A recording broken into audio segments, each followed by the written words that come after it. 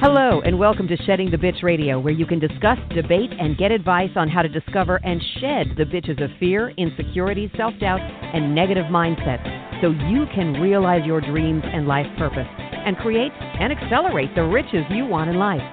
Join us here live every Tuesday at noon Eastern and dialogue with us at 818-572-2910. You can also chat with us at Blog Talk Radio /SheddingTheBitch or share your stories on our website at sheddingthebitch.com. Whatever the bitch is that's holding you back from living your life to the fullest, it's not worth giving up the riches in life that you deserve. So call in now and let Bernadette Bowes know what's holding you back. 818-572-2910. Good day, everyone, and welcome to Shedding the Bitch Radio. And yes, indeed, I am Bernadette Bowes. Thank you so much for joining us. We're going to have a great discussion about how you can move from clutter to clarity. And we're going to get your house in order with David Hall. Good morning. Good morning. How are you? I'm doing great. How are you? Awesome. What part of South Florida are you in? I am currently in Wellington, Florida. Beautiful horseback riding country. Oh, okay. What part? I used to live in Boca Raton. Oh, well, that's where I live, but I'm at a client's house right now. And Wellington is about 30 minutes north, pretty close to West Palm Beach. Oh, wow. Wow. I don't know if that's a new town or not. I've never heard of it. Wow. Yeah. That's awesome. Awesome. Well, I absolutely love this subject. And I think getting into the new year, the further and further we get into it, we all of a sudden start getting all that clutter, causing chaos in our lives. So how did you get into this? Let me, ask you that first. What was your background and what kind of made you get into this? And you did mention that you just seem to have a knack, but what made you really want to focus here? Sure. Well, thanks, Bernadette, for having me on your podcast. And I'm just delighted to share the gifts that I have, the tips that I have with our listeners. And I got started doing this about 15 years ago. And I found that I have a knack. When my family and friends invited me over, there was an underlying reason, not only to have a good time and engage, but listen, while you're here, could you just check out my closet? It needs a little arranging. My sister in New York would always say, listen, Dave, when you come to New York, can you take a look at the garage and see if there's anything you can do to kind of straighten things out?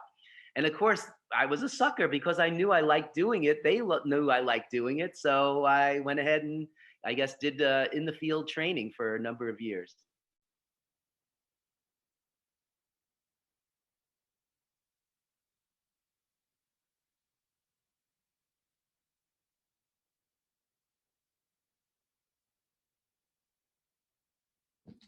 Sorry, I was about to have 3 dogs starting to bark, so I put myself on mute to see if I can calm them down. I love dogs. Yeah, well, yes, I do too. And I think you're about to hear them in a couple of seconds. They all of a sudden decide to just all jump up all at once. Well, I think that's fascinating, simply because of the fact that, people like to live in their mess sometimes, and they don't realize the impact that it's having, somewhat on their sanity, on their health, mental, physical, emotional. Would you agree with that? I would agree with that. And it is kind of unconscious until it reaches a conscious level. And that's when I get that 911 call. My mom's living in squalor and living in a pile of hoarded newspapers and old mail that I haven't looked at in 5 years. Yeah. It's at the point of a critical mass where I step in and I say, let's take a look at what's going on. But you're quite right in the knowledge that when we have physical clutter, it impacts us psychologically, mentally, spiritually, and emotionally. So when I come in to do a project, I'm really doing some physical movement of space, energy, and things, knowing full well that this is going to enliven, embolden, and otherwise spur on the client to bigger and better things. They'll no longer be distracted. Right. Well, and it's true because I can remember back, I'm one of 12 children. Wow. Which order are you in? Huh? Which order are you? I'm 8th. Wow, that's a big family. Yeah. So you can imagine the need for my mother to ensure that there isn't 12 kids worth of junk all over the place. So we're all kind of like claustrophobic. We don't like a lot of stuff around us. And I'll just real quick, I'll just mention on this point to hit it home for our listeners and viewers is when I was a buyer in my early 20s, the vendors would come in and just start throwing stuff on, and I did lingerie, so it was all small stuff, and they'd start throwing it all over my desk and up on my, and I'm just like, whoa. It immediately triggered like this sense of claustrophobic and I'm losing control, so I find it fascinating when individuals like yourself kind of work on that mental, emotional, spiritual part of it as much as it's the tangible, part of it. Absolutely. Well, I have an interesting client story to share with our viewers and listeners right now. I worked for a young mom, working mom, married, 4 children, all under the age of 10. Oh, geez. And when I took the tour of her home, this is pre-COVID, so I took the tour of her home, and we ended up in the master bedroom. And I said, "What's that?" And it was a pile of laundry on her king size bed that must have been 6 or 7 feet tall. And I said, what in the world is that? She said, "That's our clean laundry. We haven't had a chance to separate it and fold it." I said, "May I ask you a personal question?" She said, "Sure." I said, "Where do you sleep?" She said, "Oh, I just moved the entire mountain of clothing over a foot." I said, "Let me ask you another personal question. Where does your husband sleep?" She said, "Oh, he just moves the entire pile over." I said, "I'm amazed you have 4 children." So I said, "Well, how do you normally do the laundry?" And she said, "Well, I'll get around to it, but we're a busy household." Right. I said, "I have an idea." And I made it up on the spot, something that I'm pretty good at, which is working with the client where they are. It's not just that there's rigid rules and yeses and nos about decluttering, organizing, and then ultimately feng shui and making your home beautiful. Right. So in this particular case, I said, "Bring the kids into the bedroom." And all the kids were there and they were so happy to see some guy that was like paying attention to them and not scolding them. I said, "Each kid, are you ready for a project to have fun?" And they said, "Yes." And mom said, "Whatever." And she stood off to the side. I said, "Everybody on the bed." And the bed was, of course, a mountain of clothing. I said, "Don't do it yet, but on the count of 3, when I say 3, I want you to pick up your clothes and throw them into the corner. You, Jimmy, in this corner, you, Sally, in that corner, and so forth." And I just went to town. And the kids were so excited. And I actually did like a theme song. And so I counted the 3, 1, 2, 3, and you never saw kids have so much fun moving clothes so quickly, throwing into their designated corners. And in 2 minutes, we got, I don't know if it was a year's worth of laundry, but it was a 6-foot pile mound of laundry. In 2 minutes, the bed was clear. Each kid had their corner. They're laughing. They're excited. Mom is in the corner going, "Oh my God, I can't believe what you just did." And each kid proudly grabbed their pile of clean laundry. And I said, "Now go into your room, kids. Put your laundry wherever you want. I'll see you later. Mom and I have some work to do." In 2 minutes. So it's fun. I mean, I have fun doing exercises, projects. And again, it is a sensitive thing because people have so much stuff. Bernadette, I call it TMS. You know what TMS Too stands much for? stuff. Yes. Too much stuff. Yeah, I love it. And Love it. so I know that we all suffer from this malady. If I can do a little bit of pleasure and bring some order and sense to people's homes and offices, well, then I've had a good day. Yeah. Oh, that's awesome. That's awesome. But I have to admit though, when it does come time to where you just absolutely can't, you can't function anymore. Then it just feels so overwhelming and suffocating, around like, where do I start? How do I like get organized around, especially if, you're in a decent size space and there's a lot of rooms. There's not just 1 or 2 or 3. There's like a lot of rooms. What do you suggest to people to kind of really, kind of get themselves organized and prepared to tackle this thing? So that's a great question. Each each project is a little bit different. Sometimes people are downsizing and moving, and we go through everything in the house. Doesn't matter how many rooms or how many closets or how many cabinets. Other people see a worry spot like a garage or a kitchen pantry or the master bedroom. And so we take on each room in its own way. Now, I've created what I call the SMART system. It's a proprietary blend of SMART, which stands for SMART. And each letter is an acronym that gives us a reminder of how to do clutter clearing in such a way that it becomes a little bit more joyful, less drudgery, less heavy, and the end result is rather spectacular. Nice. Shall I go through the letters of the alphabet? Absolutely. Okay. Absolutely. This is after hundreds of hours of actual field research. I've come up with the SMART system, and S stands for start simply. And so, to answer your question, starting simply means don't take on the whole elephant, take out one bite at a time, as they say. A kitchen cabinet. I know most people have a drawer in the kitchen where it's sundry things, little twisties, old gum, a screw that we don't know where it belongs to, but we'll just put it in that drawer, a pair of scissors. So I like to start off in the kitchen catch-all drawer, I call it. And you can start anywhere in your home, but start simply. Don't take on the biggest burden or the most sensitive things first. You'll grow into that rather quickly, but you need to get momentum. So S for the SMART system stands for start simply and simply start. M, M stands for mindset. So I think it's important when we do decluttering on our own or with my help to get a mindset that's appropriate for the occasion. So first I suggest put on some nice music. Why not? We're going to be clearing out the house, clearing out the cabinets, and taking that drudgery into enlivenment or fun. Let's put on some good tunes. Secondly, get your favorite beverage, whether it's tea or coffee or something a little stronger, depending on the time of day you're working.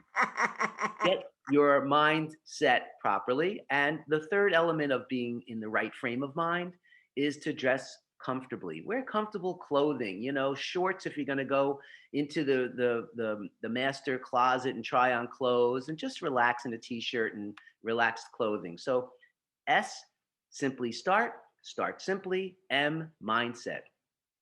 A stands for action. At some point, you really have to do something. So let's take an example of a kitchen drawer that has just sundry miscellaneous things. I recommend pull out the entire drawer and dump the contents on the countertop. You may want to put down some newspaper or a dish rag or something so you don't scratch the top, and get everything out of that drawer. It's dramatic. It's supposed to be dramatic. You're forced now to take action because everything's out of the drawer. You can clean out the drawer with some cleaner, a rag, a sponge, and start fresh. It's a clean slate. It's a clean canvas in which to create your ideal space. So Love it. A stands for action.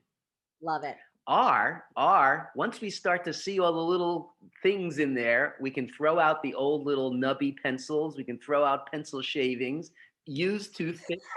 Yeah, it is so entertaining to me to see what people have in their drawer space. Now, I don't want the audience to think that I'm having fun at your expense. It's just about how do you bring joy to a process that otherwise appears to be heavy laden. And that's what I do. So I say, really, do you need these 5 toothpicks? Do they have names? What are we going to do with these toothpicks? Maybe we can make something out of them. So R stands for reuse, repurpose, and recycle.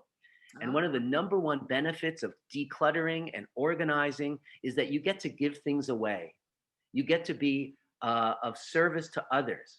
So I'm not saying the old toothpicks really are going to be donated to a Goodwill or a Habitat for Humanity or a Veterans Association or any research for diseases and things like that. These nonprofit organizations come to your home and pick up things, old clothes, shoes, bags, etc. Right. So by reusing or repurposing or recycling, you're actually doing a good deed and helping somebody else's life, which has to elevate your mood because what you thought was junk, garbage, or discarded, you just didn't have value about. Yeah. Now you've said, oh, Look at this. This is that beautiful pen that my dad gave me. Oh, I have 5,687 pens. Maybe I'm going to give this one away. And you know, people do have a very fine pen and pencil collection, of I which I have do. a I lot do. of fun. And how many people have coffee mugs with pens and pencils in them? Yeah. And then you look at the bottom and you go, what is this goopy gunk? Yeah. Well, Yeah. it Guilty. hasn't- Guilty. Guilty. no problem. We have a professional on staff that can help you 24/7. So we've gone through S for simply start, start simply, M for mindset, A for action, R for reuse, repurpose, recycle. And do you think T has some special meaning? I'm here to tell you. Huh? T stands for the results of doing a good job. And that is, ready? Transformation. Oh, nice. Transformation occurs. You feel Nice. lighter, elevated, in control. You feel that this distraction is no longer in your front view mirror. Front view mirror. I don't even think that's a word. But if that was the case, we'd all be going backwards, I suppose. The point of transformation means that you'll get a good result. You'll feel lighter. You've lifted the burden. You've taken action and you've taken some control of your circumstances and surroundings. And out of that, you can now create new ideas, new things, new energy around the house and home. And that is that's the awesome. smart system. That's awesome. That's awesome. Now, as you're going through this process, right? Uh-huh. How are you helping? Because I just know I'm thinking through some things in my head. How do you help people decide what, the fact that they need to let go or that they should let go or that they must let go? And yet they're like, no, I love my 5,287 pens. Well, that's really the crux of the entire process. The level of resistance, I call it. How willing are you, the client, or how resistant are you, the client, willing to get in this process? And I will have to tell you, Bernadette, at the beginning of our work session, it's challenging because the client doesn't really know what a clutter clearing session looks like. I mean, really. Sure. After about 10 minutes of putting them at ease, having the right drink in hand, whether that's coffee, tea, or otherwise, I'm establishing a rapport where we need to trust each other. And it depends, again, each case by case. Some people I've worked with anywhere from people that are fastidious but just need help organizing their home office and file system to people that are literally hoarders. And I don't like calling names and labeling, Right. but people in society now understand there's a thing called hoarding, which is a mental illness that reflects in physical space being completely cut off, boxes upon boxes and everything all over the place. So it depends on the level of resistance of the client and their willingness to let go. So that's step one. As I start to gauge that, and again, it's a moving target because in the beginning, everything is suspect. Why are you throwing out that old bill from 2003? Well, because it's from 2003. Oh, you mean I don't need to have it? So there's a permission conversation going on. You have permission to throw this out and no lightning bolts will hit the house and you'll be okay. You mean they're not going to ask me for this thing that says do not throw out? I have I think it's a funny thing. It's a little pet peeve. I'll get back to the subject. You know how we all have bed pillows, right? And the bed pillows, or any pillow, throw pillows, they all have that little white tag that says, do not discard, do not remove this tag. Yes. So for years, for lifetimes, people don't remove that white little tag. And you know what that tag is? It's a contents tag. This pillow is made out of polyfoam insulate. And the point of not removing that is when it's brand new, they want to have that tag on there. Right. So I go into a house and I start ripping up these tags. They come off real easily. They're usually brittle. And it's just and people go like this, what are you doing? You're removing the tag that says do not remove. Cops are going to come to my door. I know. They expect Publishers Clearinghouse police or something to show up. It's so amazing what we hold on to as this is a strict piece of document. And yet other things we just go willy-nilly. Oh, there was a light back there. I drove right through it. Not suggesting that. So when you look around someone's home, you can see that they have different levels and qualities of what they're comfortable with. So when I have a stack, so again, start simply. If I'm doing a a kitchen. We might empty out the pantry. I think the key here is empty out the space. Take the shelf to zero, clean it out, and start to put things back. When you look at expired beans from, again, 1847, you realize this either belongs in a museum or in a hazmat container. This should not be in your pantry. This stuff is expired. Nobody's looking at that, but they do keep the pillow thing. So, That's so funny. it's I was going to use the word painstaking. To the client, sometimes in the beginning, it's Sure. painstaking. Yep. I've put receipts that I've shared with the client, each item. I have to let them know, and I do let every client know, I will not throw anything out without your permission. There has to be a trust. It's not, hey, look, Haley's Comet. That just wouldn't work for my integrity or for the client trust building. But I've thrown out receipts. I've thrown out old uh, napkins that have been used, put it in the trash, and the client pulls it out. Yep. This That's tells me that their level of resistance is high. I Mhm. need to work on this, and I need to show them that this napkin will not change their relationship with their family unless it has secret codes on it, in which they, oh, well, I'm glad you showed me that napkin. Let's put that gently right over here. Right. But then we'll see 10 tons of Costco napkins right next door. So the person is they're not seeing, it's almost like bulimia and anorexia. The person doesn't have a real clear vision of what it is that they've been holding on to because they're so stuck in their stuff. Right. Right. But by Yep. the end of our session, release happens, permission happens.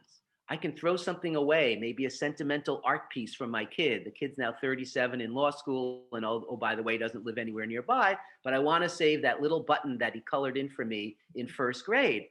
I said, that's fine, save it. But you also have a treasure trove and you're downsizing and you don't have any room in your house. Maybe we should take that button and consider it as maybe a donation item to start rather than a discard item. Yeah. And then people realize, oh, I really have been holding on to, lifelong dreams. And by no means do I want the audience to think I throw away people's sentimental kids' art. I have a kid, I love his art. But at some point, if it's too much TMS, too much stuff, something's got to give. And so working with that resistance level, working with that acceptance level of I can discard things and still have my identity. Yeah. That's how we get the pile from a mile to a smile. I love that. I love that. From a mile to a smile. Okay, so which one, like what project has been the most challenging? Like give us stuff. Oh, wow. That's a great question. You know what? It's funny because people have their own idea of what they're hiring me in for. First, I do a free consultation, look around the house, and I assess. I see how they are about their things. I see how long they've lived in their house. So these factors come to play. If somebody's lived in a house for 30 years, their garage is not empty. On the other hand, if somebody just moved in 4 months ago, everything is pristine and things haven't had a chance to pile up. So here in South Florida, there's a lot of senior citizens. So I tend to work in homes where the children, the baby boomers, might be out of state, out of the country, and say, you got to help my folks out. They just are not able to go through 30 years of stuff. Right. So the most challenging thing is that today, the kids of these seniors, people 65 and plus, let's say, do not have the desire or wish to take on all the old china, all the old glassware, all the stemware. You remember those boxes with stemware and all the forks and knives? Sure. Everything's beautifully organized, frankly. But the kids today are minimalizing. They don't really want the old brown furniture. They want something new and hip with clean lines. And so I find that I'm really donating a lot of things that have such value, intrinsic value to the client, but also beautiful furniture value. And then I have to just give it away to an organization that sometimes even says, sorry, we don't deal with wall units anymore. I go, what? This is a $5,000 wall unit. You break it up in sections. People can live in it. It's so beautiful and big. So one challenge is that I have to discard things that I know has value, but not for the client moving into a smaller place, or, it just doesn't fit the decor anymore. Right. The good news is there is a receiving side, so it doesn't go into garbage. It goes into the recycling and the the goodwill type thrift stores Absolutely. and places. So, Absolutely. but I will tell you, to most challenging case so far is that I was called by a property manager to look into a home where a woman was living by herself, and she was not rich. In fact, she was really desperate and was not doing well. I didn't know this going in, but my first visit, I wore an N95 mask before they were popular. So I was wearing hazmat because I was warned that this place is kind of really needs to be emptied out. The woman had to go into a hospital because her wounds weren't healing. Ooh, So it gets pretty personal. ooh. I walk into the house, and what I found out was, oh my gosh, she didn't have money for the plumbing. So her plumbing was off. And I walked into bathrooms where there was no electricity because the electricity was turned off. There was no client. She was in the hospital, but the property manager toured me around. I go, oh my goodness. The bathroom was piled to the ceiling with used toilet tissue. Used. Now, it was dried out. I was wearing hazmat material, but I had never seen that in my days of organizing and decluttering. I came back with my staff. We wore hazmat gloves and masks and goggles. We literally used a long shovel for gardening to scoop out this stuff. But here's the kicker. I got a 20-foot outside container, the big metal containers that companies and stores have behind the stores, these big Yep. metal pickup containers. And I filled it up, and in my excitement, I called up the company. I said, we need another container. This one's full and the house has still got too much stuff. They brought a second container, 20 feet long. A garbage can 20 feet long was filled up not once, not twice, but I called them the third time. And we filled up the third container. And before you knew it, after 2 days of, oh my gosh, we finished and emptied out this home.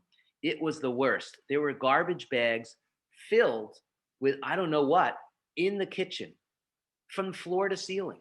So this was like a hoarder, but a hoarder with that needed a lot of disinfectant. And so Right. we had to take breathing breaks. So that's a serious Yeah. situation. Yeah. And it really taught me a lot about how people are suffering. Now, this woman had a family, but they were out of the state, out of the out of conversation, Right. and they had no idea what squalor their mom was living in. So Right. there's a good news ending. She's doing well. She's in a health related facility. They sold the property thanks to clearing it out, and the woman is having a vibrant life. So Good. it really does have a good ending, and Good. I'm truly proud of what we were able to do for the property manager and for Yeah. this client. Good, because I'm telling you, you're telling that story, and my heart was just sinking and sinking, and I Good. just was, kind of visualizing this poor individual who just, lost her way and just didn't have the support and the help. Oh my Yeah. gosh! Well, Thank God for you. I'll go on. um, I will tell you this. I've also discovered in my I love this because to me it's like a laboratory of life. I never said that before, but that's what it is. It's a laboratory of life. You're going into people's personal drawers in their bedroom, in their bathroom, in their photo albums and things that are just so personal. But what I learned is that there's two levels of organizing. There's a very wealthy person that loves to shop. And I've had these clients on and in general practice. They love to shop. Their closet is overrun with TMS, too much stuff. They With got tags on them. with tags on them. They got boot sales. They got purse sales. Oh, I got a wig. I got a hat. I got to get another black mini skirt. Are you kidding? Now, that's one client. So they have TMS from a retail shopping issue. Flip side, you have a more impoverished on a limited income client, and they collect everything because anything might have value, almost like the Depression era, Right. saving that old toilet tissue, saving every bobby pin, Yep. saving everything, every empty shoebox, because it could be useful down the road. And I call that the just in case defense. Why are you holding on to that? Just in case that might come in handy that I need 1,800 empty shoe boxes when I move, when the hurricane happens, I might need it. So just in case, and that's why I keep these things. So You have the uber wealthy shopping till they're dropping, and then they don't know where to put stuff. Oh, I'm helpless. I have no control. Okay, that's one conversation. And then you have the other person that says, I've got to save this. I know it's a bicycle that doesn't work, but the wheel still is my friend. And Yeah. so we sit down and we talk about the wheel can be your friend, but it can roll on to another household. Yeah. I have a I have a bike helmet because I used to cycle all the time, but then I sold my bike because I was in a situation like 7, 8 years ago that I was like, okay, I have to sell stuff. And Uh, I had boxing gloves that I used to do kickboxing, and they're in my car trunk. And every time I go in my car trunk and I don't have enough room for the other things that I have to do in today's world, I look at these things and I'm uh-huh. like, Bernadette, just let them go. Let them go. And I'm like, but what if? So Just yeah, in case. Yeah. just in case, just in case. So, okay, what if, excuse me, um, what if someone has a spouse, partner, or kids, and they're the ones causing all the craziness and the sloppiness and the clutter, and yet, you're not, you're that person's not effective in trying to get them to see, kind of the trauma that this is causing, Yeah. not only for that individual but for them, as well. What can you do to help them? Well, you know that guy, John Gray, the author of Men Are Oh, From Mars, Women Are From Venus. sure. So he says we're kind of wired differently. There's really two species going on. I have to tell you that the people that I get the calls from most are female. There is a much higher percentage. I've got to say maybe 80, 85%. I get a call from the woman of the house who says, my husband is a mess. Mhm. And it's real easy to point the finger and say, he's the cause of it. You got to come here and help us out. And it seems like men in general, of course, we're generalizing, but men in general can live with a pile in the corner or take their clothes off and leave it on the floor. And women have a little bit more engaged fastidiousness. So it's very often that I'm working with a couple where one member of the family is completely clean and orderly and the other one is in chaos. And it can be flipped around too. So there really is no hard, fast rule. But what I do is I work with the couples together. Oftentimes people want me to work with the fastidious person and say, my husband's at work. Let's get the garage emptied out. I say that's not going to work because it's a springboard. It's like a rubber band. If you Yeah, pull it away, it's just going to come right back. right. And so there is teaching involved, and there are lessons to be learned about how to keep the order and keep the clutter from coming back. Yeah. So I work with both players, both owners of the home. A garage is a challenge because it's the place in most homes, especially here in South Florida, where everything collects. And it's usually the domain of the man. It's the man cave. Why? Because there's motor parts and engine oil and car cleaning materials. And, it doesn't have to be that way. I'm just generalizing. So the the garage is a great place to learn about organizing and decluttering because we all have TMS. And the big joke is that it's a car garage. So you're supposed to place your car in it, but it becomes this junkyard of old TV boxes just in case that TV might go on the fritz and I might have to send it back to Amazon, Best Buy, or otherwise. I want to make sure I have that box forever. Or old luggage, the luggage that you got from your grandparents. It's like falling apart and decrepit, but there's room in the garage if you don't put a car in it to store all this stuff, or really rather just to drop it near some place that looks like it's orderly. So to answer your question, if there's one person that's neat and fastidious and there's another person that's chaotic and doesn't care, I have to work with the person that's chaotic and doesn't care. And rather than place blame psychologically, I'm going to say, why not take ownership of your condition? Right. Let's take ownership of what you have, and then let's see if we can thin out the herd a little bit and kind of create what brings you joy. Just like Marie Kondo and tidying up, it is about what brings us pleasure, elevates our energy and our vibrational field. Absolutely. What weighs us down are these things that just keep sitting around, languishing, getting old and moldy, and we're not doing anything about it. Yep. Now our stuff is affecting our mood and our way of looking at life.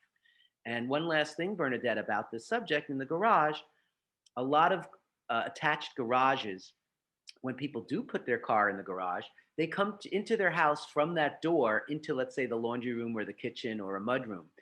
That door entryway is often cluttered with chemicals like garden stuff, like pesticides, like cleaning supplies. Why? Because it's close to the kitchen in case you need to grab an extra thing of Windex or cleaner. And feng shui wise, door openings need to be free. They need to be free of clutter. You don't want mops and old brooms and things that can hit you in the head, at the doorway area. So one of the first things I share with a client in terms of gaining a lesson about organization is let's make the openings open. Let's clear the clutter from the doorways so that you have better chi, better flow into and out of the home. And if you get into your car every single day, you've spent hundreds of thousands of dollars on your front foyer entry. Beautiful chandelier, great mirror, settee, the floor is gorgeous. And yet, really, in life, most often people come into their home and leave their home through their dirty, cluttered garage. And this is psychologically not healthy. Yeah. Thank you. I rest my case, Your Honor. That's hysterical. Okay, so I have to ask, because there has to be an element of where you bring your humor into all of this. Because you're a funny guy. So, like, where does your humor play in, being able to help your clients? Well, I appreciate you asking the question. I think there's a lot of organizers out there and a lot of declutterers and feng shui designers that are doing the right thing, but I bring in a breath of fresh air. I literally open up the windows if it's a dark house. I have to keep my humor in check. Again, the number one thing is to build trust with the client that they've called the right person at the right time for the right job. Right. So after we establish rapport, and after we realize this is going to be a little lighter hearted than this heavy drudgery that you anticipated, it starts to open up. I'm in constant communication with the client. I never clear clutter without the client physically in my presence. They need to see what I'm doing. They need to direct me to what's being donated versus discarded. And they really need to be part of the process. It's their stuff. How would I assume to know what's valuable to them and what's not? Sure. I walked into one home. It was wall-to-wall books. This person was an art teacher. And I tell my clients, I operate under HIPAA laws, just like a doctor or a lawyer. Whatever I see, financial paperwork, gross things in the toilet, whatever it is, I don't share names and photographs of that person. So I have to, again, establish trust before I get into comical, whimsical. But when we start to build that trust, and we start pulling out these weird things like seaweed underwear, or I don't know what was under that pile of clothing, but it has an odor. It needs to go away.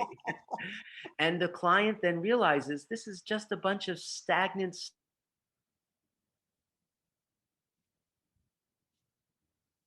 my feelings, just by being stuff. So, but stuff has energy, let's face it. So, Yep. So the brevity comes out once the trust is established, because this again is a very delicate subject. It's a very delicate matter of a person really being out of control.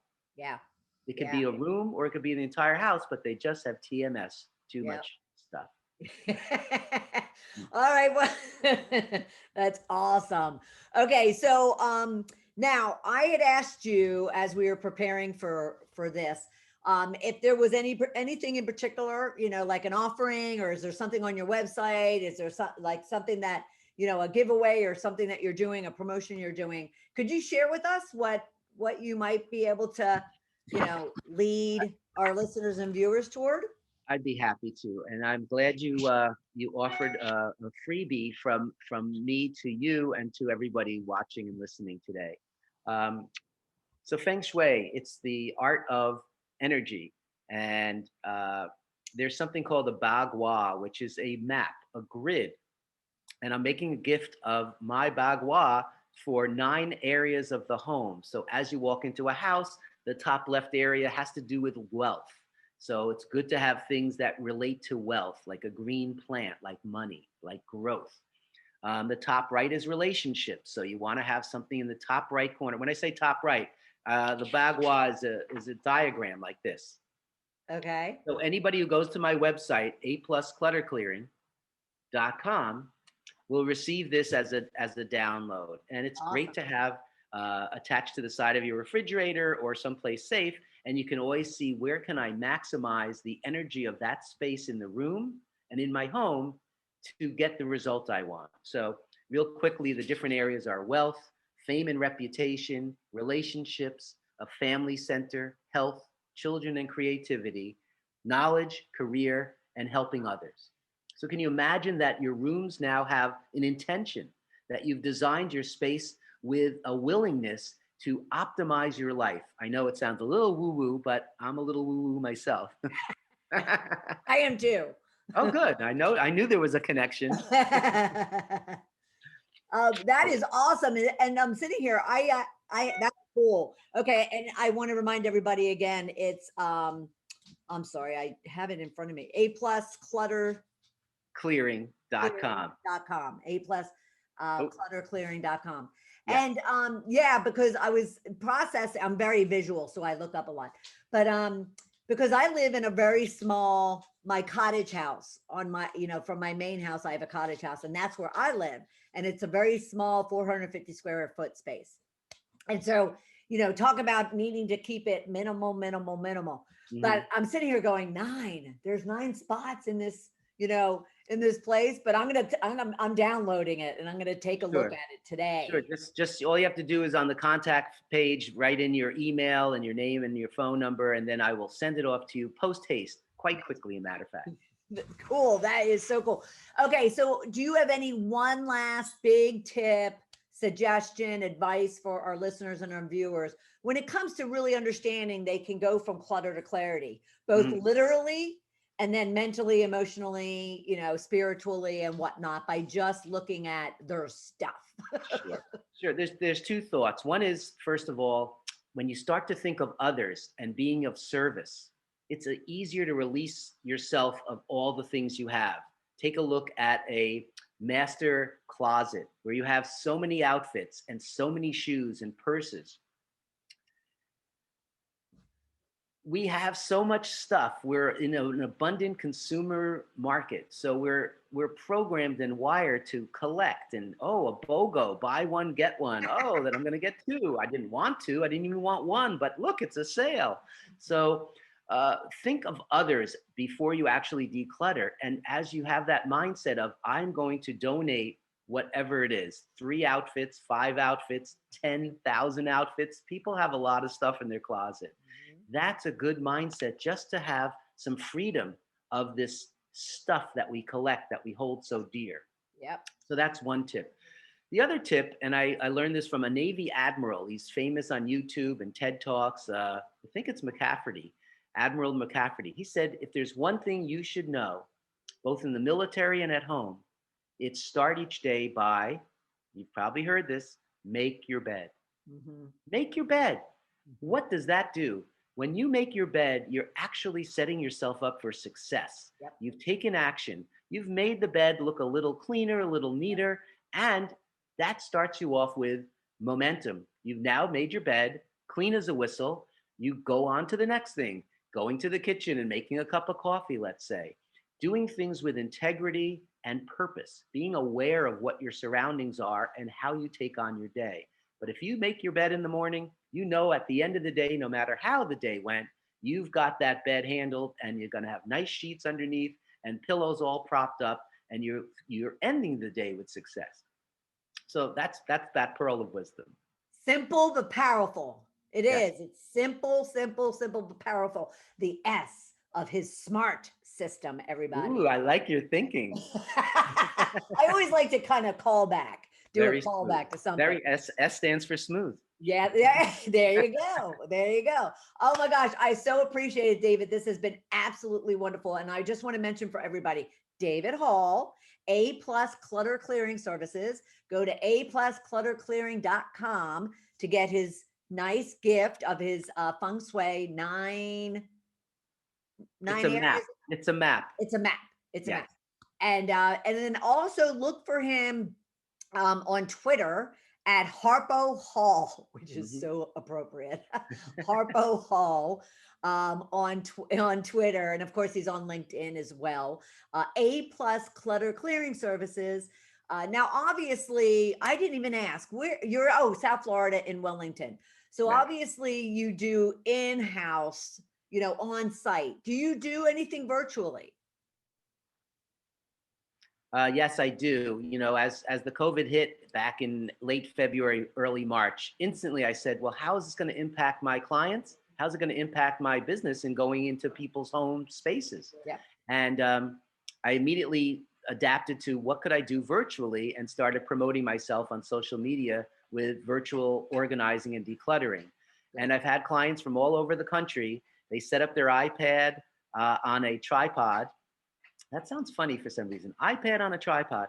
They set it up and we go through the pantry and they go, what should I do with this? And I say, let's start at the top left shelf. Let's empty everything off of there. Let's see what it is. Oh, okay, I see what it is. And let's clear the shelf off. And let's put, instead of 5 of these little trinkets, let's put your favorite 3. Right. I give them a challenge. They're involved. Our clients are involved. Now, it takes a lot longer, so my charging rate is lower because I'm not physically doing the lifting Sure. and the maneuvering. Sure.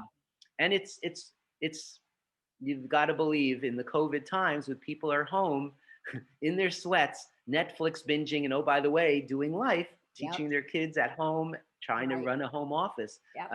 Clutter clearing is more popular than ever. I bet. Okay, so all that information as well is on your website. Absolutely. aplusclutterclearing.com. aplusclutterclearing.com. Awesome. This was a lot of fun. I'm glad. On a subject that can be very sensitive for people. So I so appreciate it. And it's a great subject to have right now as we're working our way into the year and wanting to stay as focused and clear and energized as possible. So I appreciate it. Thank you so much. My pleasure. Thank you so much. I can't wait to see the reaction to our viewers and listeners all around the world. And I thank you for the invitation to join you today. Oh, you're very welcome. You're very welcome. And for everyone else, again, last one, aplusclutterclearing.com. Check David Hall out and figure out how he can help you just kind of go from clutter to clarity. And then come back next Tuesday at noon Eastern time for another episode of Shedding the Bitch Radio. I appreciate it, everybody. Have a beautiful, prosperous, and rich week. Take care. Amen. Thank you for listening to Shedding the Bitch Radio with Bernadette Bose. Join Bernadette every Tuesday at noon Eastern as she helps you shift your bitches to riches. And the dialogue is always going on at sheddingthebitch.com. See you next week.